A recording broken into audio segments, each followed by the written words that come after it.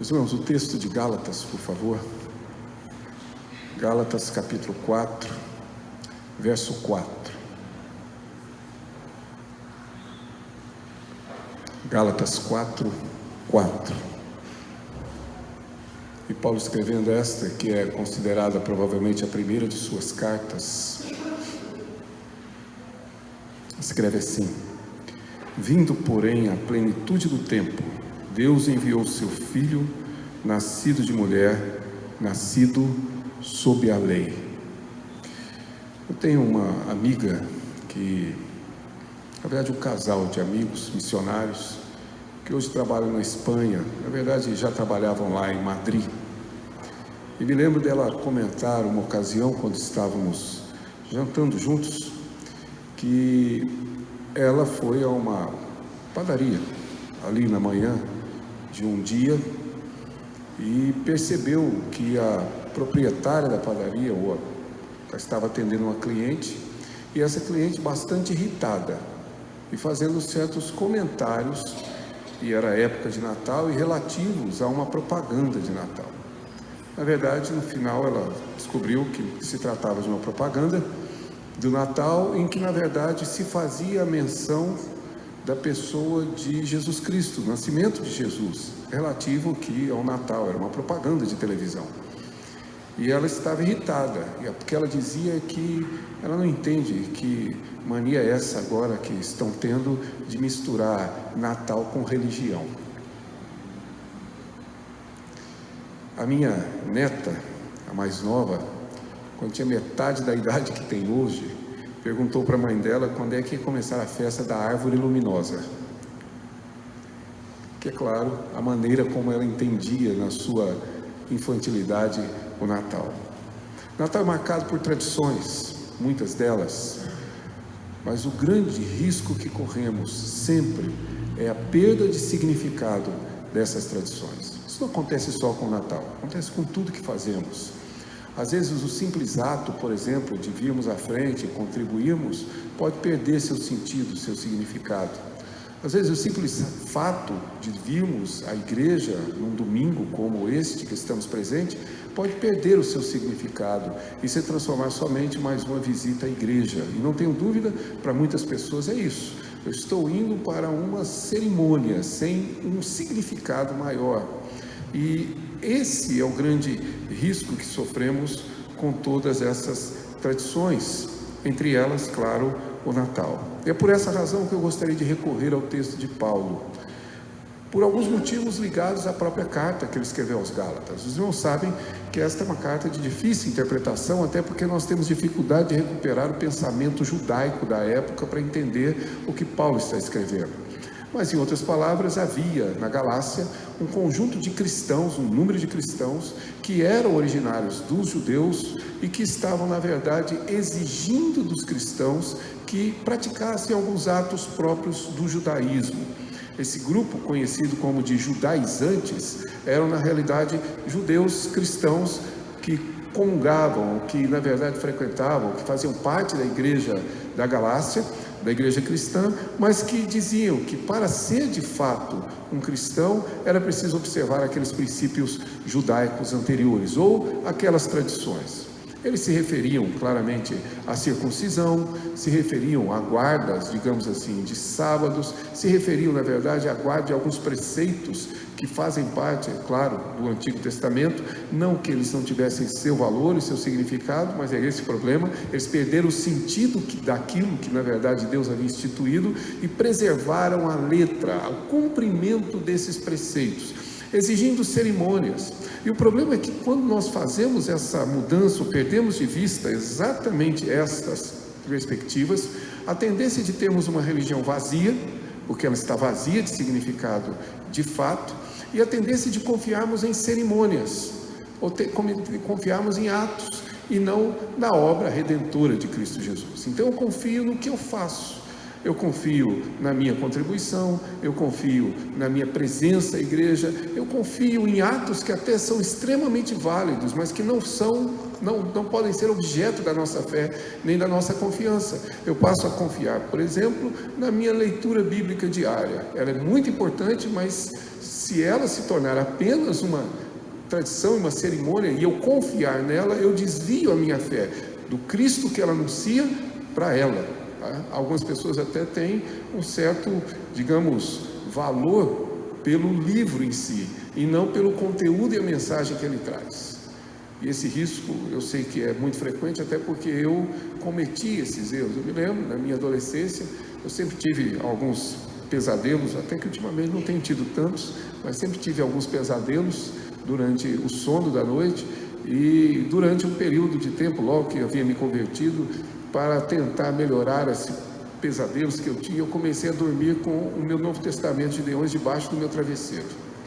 Funcionou, mas não porque tivesse qualquer ação mística do Novo Testamento, foi só psicologicamente que isso atuou em mim, ou seja, nós começamos a confiar mesmo em coisas que são estabelecidas por Deus, que são boas para nós, mas nós começamos a atribuir a elas uma fé e um poder que na verdade elas não possuem, porque isso procede do próprio Deus.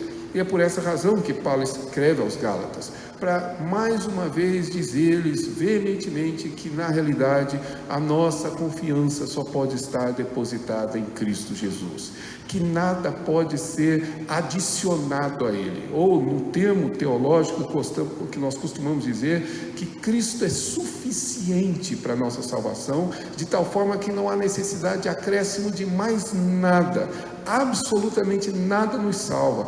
Tudo é consequência dele e apenas dele. E essa é a intenção desta carta no seu conjunto.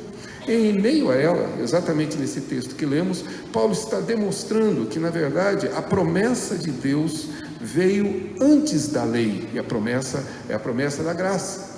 E que todo o capítulo 3 ele argumenta o tempo todo que a lei nos serviu de aio, ou seja, daquele escravo que conduz a pessoa até que ela chegue sim ao seu destino. É exatamente esse papel que a lei exerceu e que não podemos confiar no cumprimento da lei.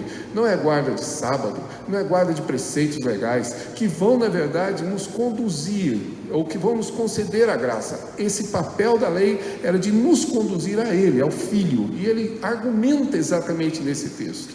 E ao chegar aqui no capítulo 4, exatamente onde nós lemos, ele incisivamente diz que na realidade, nesse verso 4, ele nos traz um resumo, uma síntese daquilo que o Natal é. Basicamente, esta é uma mensagem natalina. Eu sei, você não vai achar pastores e não vai achar, na realidade, magos. Aqui não tem manjedoura, tá? Mas é a mensagem natalina. É o significado exatamente contido naquilo que Deus nos concedeu em Cristo. E exatamente essas verdades que eu gostaria de convidar os irmãos para que pudéssemos atentar a elas. Se você percebeu, aquilo que Paulo escreve aqui são 4 afirmações de grande importância e que com certeza nosso tempo não é suficiente nem nosso conhecimento para poder explorá-las, mas são 4 afirmações. Primeiro ele diz: vindo porém a plenitude do tempo, completou-se o tempo. Essa ideia de tempo completo não significa que Deus estivesse esperando que todas as coisas acontecessem para que o Filho pudesse vir. Está dizendo exatamente o oposto, que um Deus soberano cumpriu o seu propósito no dia e na hora que Ele mesmo estabeleceu. Vindo à plenitude dos tempos quer dizer que os tempos se completaram para a chegada do Filho, do nascimento de Cristo, para a encarnação do Verbo, e por esta razão ele diz que essa é a plenitude do tempo, ou seja, é o cumprimento de um propósito divino.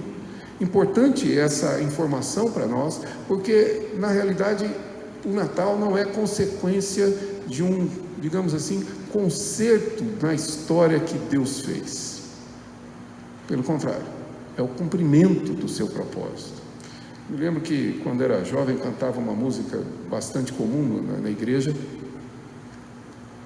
e que nós tivemos que mudar a letra da música. A letra da música diz o seguinte: e Deus criou o homem sim para o louvor da sua glória, mas esse homem preferiu não dar louvor à sua glória. Por isso Deus mandou Jesus. E aí a frase original dizia: para consertar a sua história. A história de Deus não foi estragada, não foi quebrada. Deus não foi frustrado em seu plano. Jesus não veio para consertar a história. Jesus veio para cumprir essa história, para exatamente cumprir o propósito que a história sempre teve. É isso que Paulo está dizendo, ou seja, vindo à plenitude dos tempos, Deus enviou seu Filho.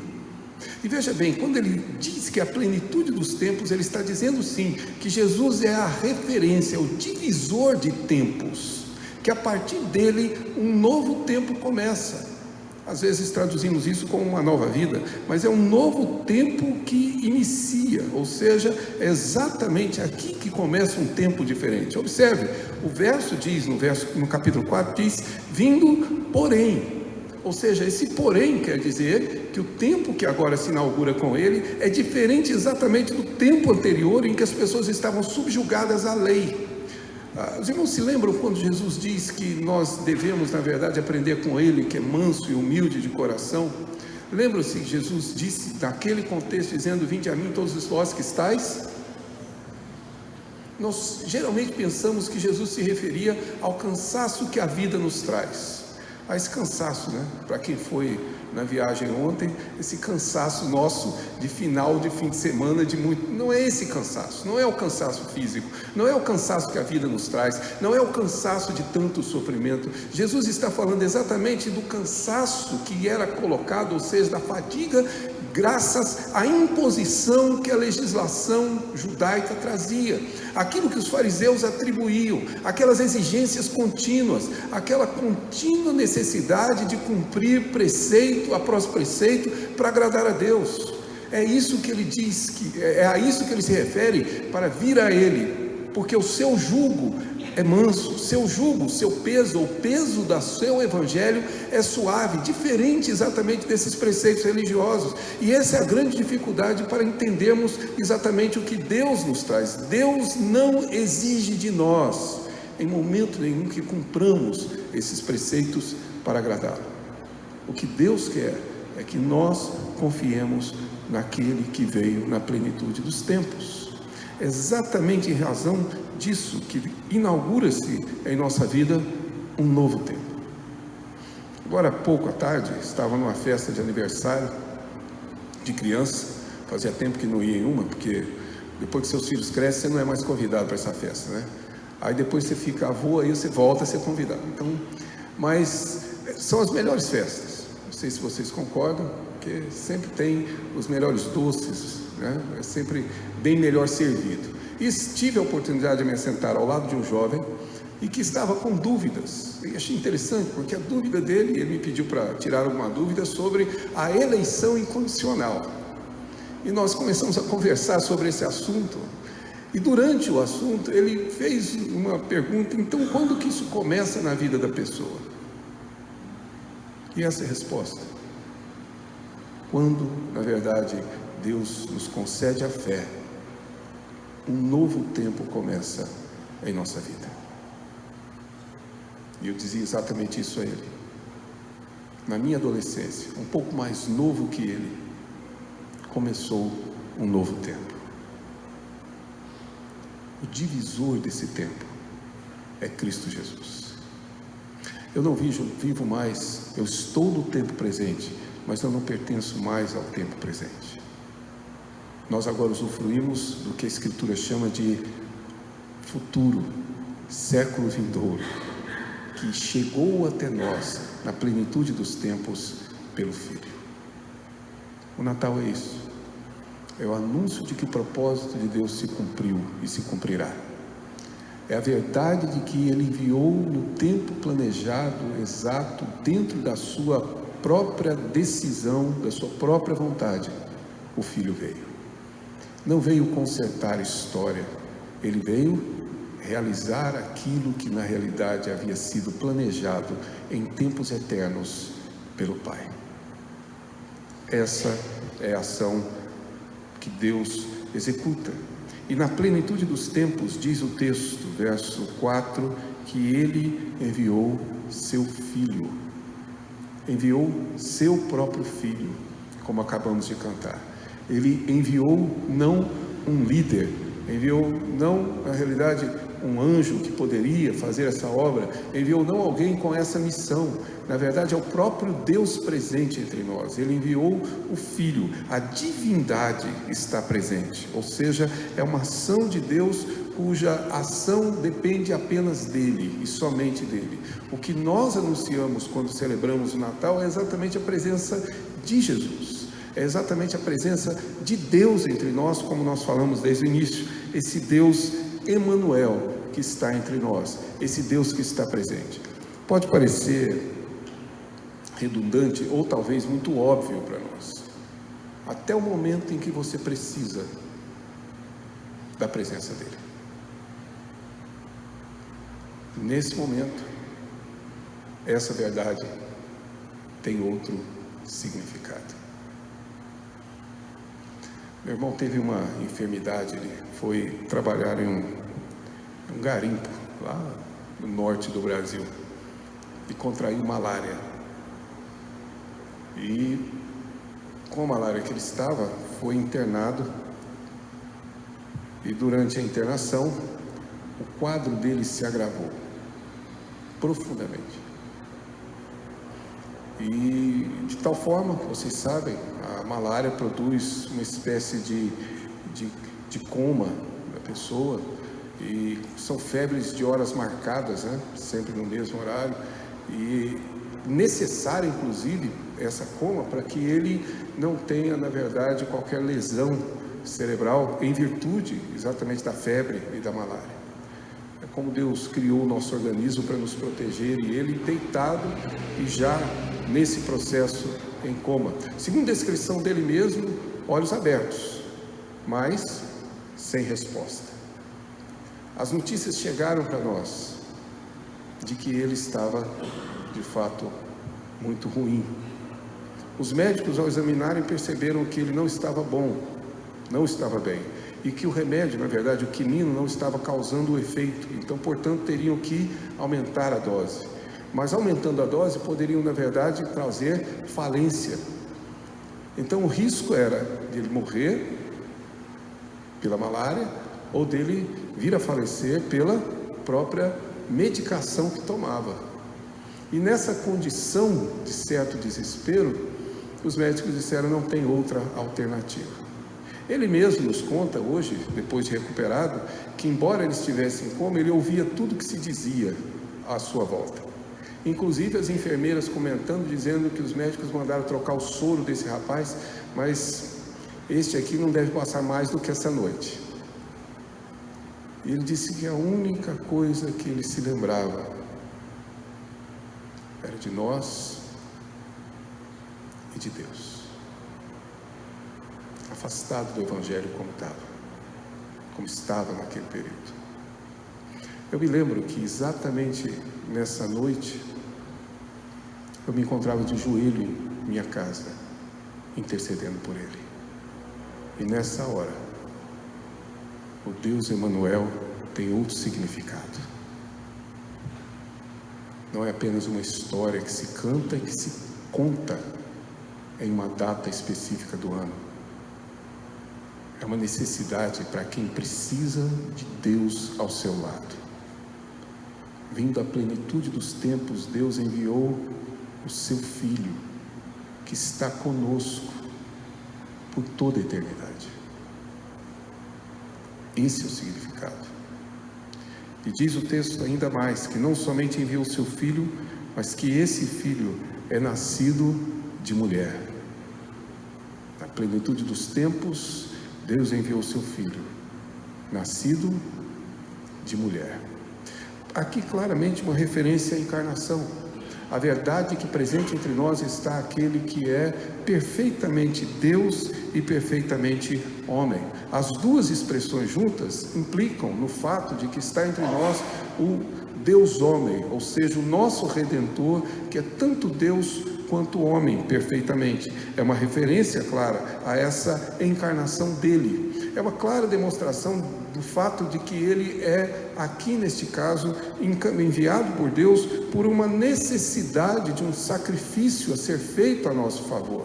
Na realidade, está nos dizendo que para que nós humanos pudéssemos ser salvos, é necessário que alguém nos representasse. É esse representante que está indicado aqui.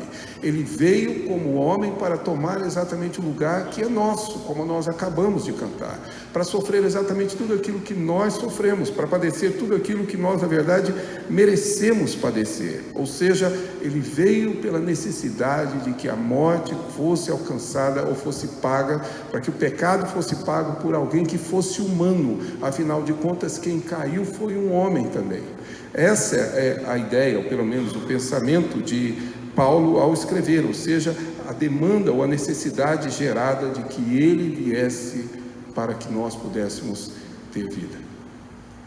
Que são as nossas claras necessidades aqui, pessoais e contínuas, de que ele esteja presente entre nós, mas que ele seja de fato o homem a morrer em nosso lugar. Há um conjunto de verdades contidas na Escritura que nos revelam continuamente exatamente essa condição de Jesus como nosso representante. Várias delas. Se você quiser, passe pelas passagens da Escritura que nos ensinam que ele assumiu o nosso lugar continuamente, nos substituindo em todas as coisas. É simples. Cumprir a lei traria salvação a cada um de nós? Sim, se fôssemos capazes de cumpri-la. Mas como diz Tiago, quem quebra um mandamento, quebra todos. Não há ninguém capaz de cumprir a lei. Por isso Deus enviou o seu Filho, nascido de mulher, para cumprir a lei em meu lugar. Na realidade, é nele que Deus considera o meu pleno cumprimento dessas demandas e das exigências que Deus faz. Ou seja, ele nasce, morre e vive exatamente para essa substituição que nós, na verdade, necessitamos, porque somos incapazes, somos insuficientes, somos impotentes, somos, na verdade, incompetentes para. E é essa a mensagem do Natal que nos escapa, se eu não estiver enganado.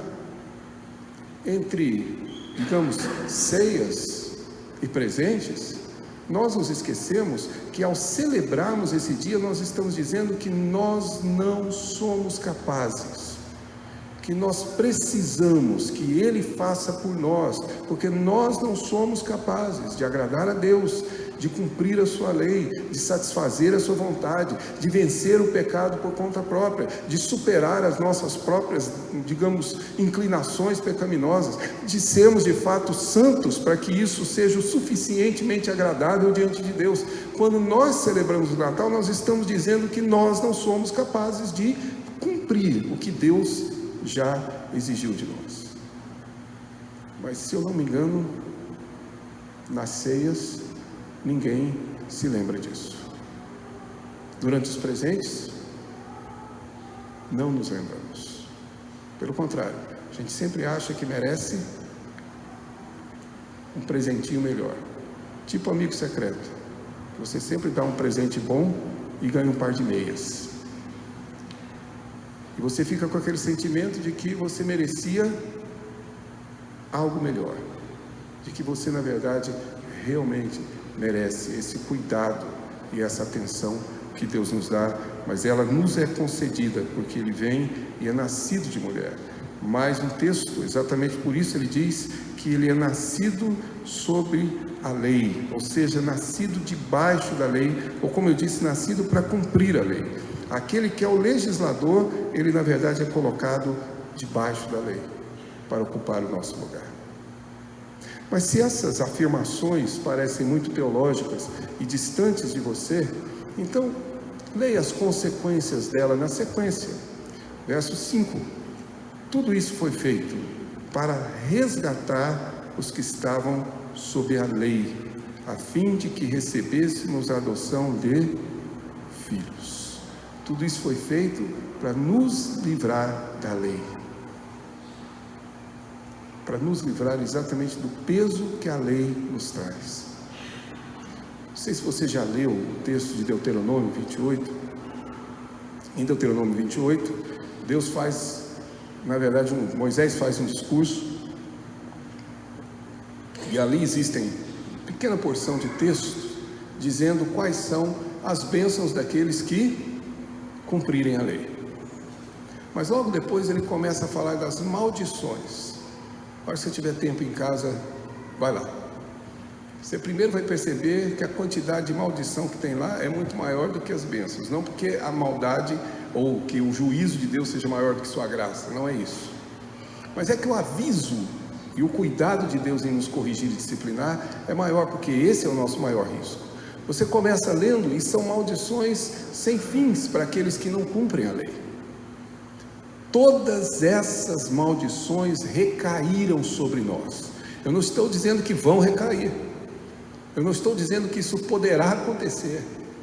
Todos nós fomos condenados, porque não cumprimos a lei, a sofrer todas essas maldições que estão contidas aí no texto. Um longo relato contínuo de um juízo de Deus derramado sobre nós. Cada preceito, cada lei quebrada é exatamente esse juízo derramado sobre as nossas vidas. E talvez você não tenha se parado para se perguntar por que isso não está acontecendo hoje na sua vida. Por que essas maldições não estão varrendo a sua vida? Por que essas maldições não estão incidentes sobre você? Por que você, na verdade, não tem sido poupado de todas essas maldições que estão contidas aí? A resposta é porque Ele veio para nos resgatar da lei, da condenação da lei, e nos tornar seus filhos, conforme Paulo escreve aqui, verso 6, e porque vocês são filhos, porque vós sois filhos, enviou Deus aos nossos corações, ou ao nosso coração, o Espírito de seu Filho que clama, Abba Pai, que nos convence dessa filiação. Ele não somente nos fez filhos, mas nos convenceu que somos filhos, através do Espírito plantado em nosso coração e que testemunha conosco, dizendo dentro do nosso íntimo, Abba Pai. Abba é a palavra Pai, exatamente do aramaico, essa possibilidade de chamar o Deus eterno de Pai. O Espírito no nosso íntimo nos leva exatamente a essa confissão como filhos que somos. E não somente isso, verso 7 ele diz, de sorte que já não és mais escravos, porém filhos, e sendo filho também herdeiros. Tudo aquilo que o Filho de Deus herda, nós herdaremos com Ele, porque somos filhos, consequência exatamente daquele ato.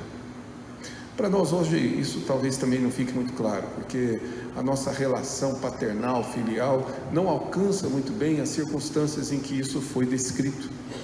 Essa filiação aqui não é uma filiação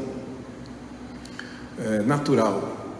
Nós não somos filhos, nesse caso, naturalmente de Deus. Somos filhos pela adoção. Deus nos adotou como filhos. Eu não sei se você já participou de algum processo, já viu alguém que conviveu com isso. Já tive pelo menos uns 2, 3 amigos que assim fizeram e adotaram crianças. E pelo menos 2 deles eu acompanhei um pouquinho o processo disso. E essa adoção de filhos hoje já é traumática. Imagine naquela época, em que as crianças, na verdade, as pessoas eram escolhidas e muitas vezes eram abandonadas exatamente para servirem de escravos. Existe um detalhe na adoção que é importante.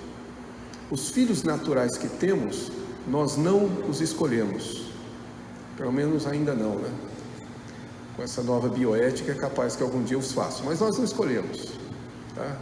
Você pensa que é planeja já, você faz isso. Se você for sábio, como eu, você já escolhe o nome do menino, um nome masculino e um feminino, que você não sabe quem vem. Aí depois que você já sabe quem vem, você finalmente assume um dos nomes. Mas você não escolhe quem vai nascer. é natural. Mas quando você adota, você faz uma escolha. Aí você vai lá e escolhe aquela criança. Um dos meus amigos adotou exatamente uma criança de um abrigo no qual nós fazíamos um trabalho evangelístico todo sábado, junto com os adolescentes. Íamos lá, já contei aos irmãos a história, pelo menos de uma menina que se afeiçoou a mim. Eu não a adotei, claro, não tinha menores condições de fazer isso, mas essa menina, toda vez que eu chegava, ela corria para o meu colo, me chamava de Ti, que é como o goiano pronuncia a palavra tio, é Ti, e corria para o Ti e já subia no colo. E não sei por que ela se afeiçoou a mim, mas no meu colo ela passava a mão no meu rosto, em todo o tempo. O problema é que ela possuía um problema provavelmente das vias respiratórias superiores, e portanto era uma coriza constante. E ela costumava colocar os 4 dedos, exceto o polegar, na boca, pela qual escorria, além da baba, a coriza. E era essa mão, exatamente essa, que ela gostava de passar no meu rosto, no meu cabelo, abraçada a mim. Essa foi a criança que Deus escolheu.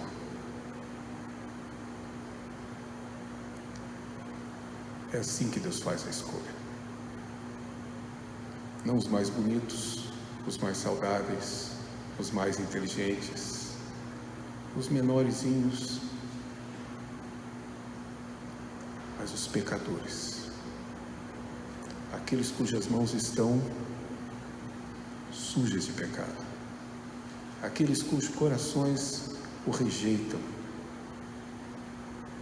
se afastam dele. E é esse que ele diz e traz como seu filho.